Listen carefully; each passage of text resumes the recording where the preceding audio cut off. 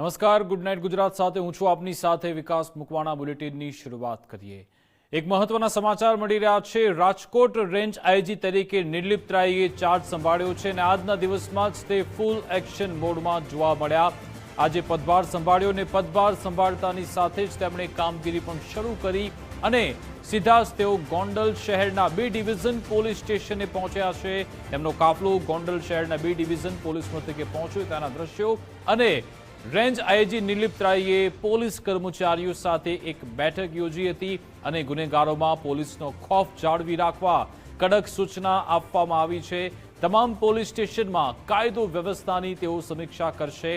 નિર્લિપ્ત રાયની આક્રમક કાર્યશૈલીથી ગુનેગારોમાં પણ એક ફફડાટ જોવા મળી રહ્યો છે.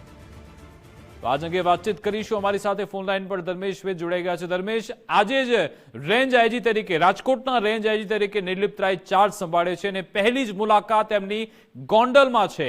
ગોંડલમાં બી ડિવિઝન પોલીસ મથકે તેઓ પહોંચે છે અને કડક આદેશ આપે છે કે ગુનેગારોમાં પોલીસનો ખોફ જાળવી રાખવો પડશે.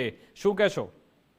વિકાસ, ગુજરાતમાં એક સાથે 37 આઈપીએસ અધિકારીઓની બદલી તાજેતરમાં જ થઈ છે, પણ સૌથી વધુ ચર્ચામાં એકમાત્ર જે રાજકોટ રેન્જમાં આઈજી તરીકે જે નિર્લિપ્ત રાયની નિયુક્તિ થઈ ત્યારની ચર્ચા વેગીલી હતી. પણ આજે સવારે જ્યારે બપોર પછી ચાર્જ સંભાળ્યો ત્યારથી જ એવું લાગતું હતું કે પોતે આજે જ એક્શન મોડમાં આવશે ને એ અંતર્ગત અત્યારે જે સમાચાર મળી રહ્યા છે કે ગોંડલ એટલે જયરાજસિંહ અને અનિરુદ્ધસિંહ નો રીબડા હોય કે જયરાજસિંહ નો ગોંડલ હોય, આ બંનેનો જે ગઢ ગણાતો એ છેલ્લા 1-2 વર્ષથી જે આક્ષેપ પ્રતિ આક્ષેપ વચ્ચે ગુનાખોરી, ગુંડાગીરી આવા બધા જે આક્ષેપો થઈ રહ્યા છે એ અંતર્ગત સૌથી પહેલા રાજકોટ રેન્જ આઈજી તરીકે નિર્લિપ્ત રાયે ચાર્જ સંભાળતા જ પ્રથમ મુલાકાત ગોંડલની લીધી છે. બહુ મહત્વનું સૂચક માનવામાં આવે છે.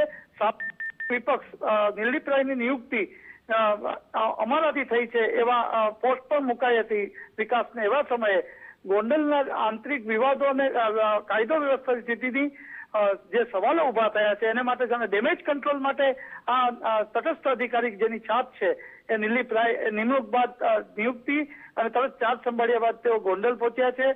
અને મહત્વની વાત એ છે ગોંડલમાં પણ એક સીધો જ મેસેજ આપ્યો છે કે કાયદો વ્યવસ્થા માટે સૌએ કડક રહેવાનું છે અને એનું કોઈ ઉલ્લંઘન કરશે કોઈ પણ હોય એની સામે કાર્યવાહી કરવી પડશે ને પોલીસે પોલીસ તરીકેની છાપ ઉભી કરવી પડશે.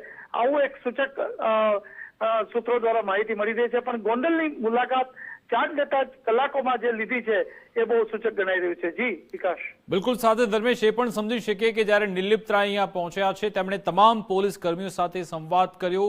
આવનારા સમયમાં રીશફલિંગ પણ થોડું કદાચ જોવા મળી શકે છે.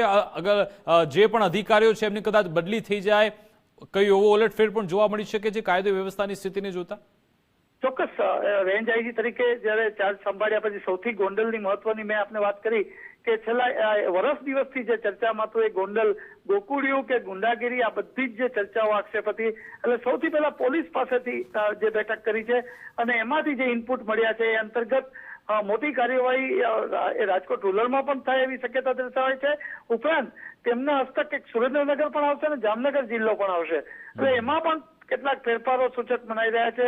પણ મહત્વની વાત એ છે કે નિર્લિપ્ત રાયના આગમનથી રાજકોટ રૂરલ હોય કે આ બીજા જે રેન્જના જિલ્લા હોય તમામ લોકોમાં એક તટસ્થ અધિકારીની છાપ છે અને એટલે જ 37 આઈપીએસની બદલી થઈ.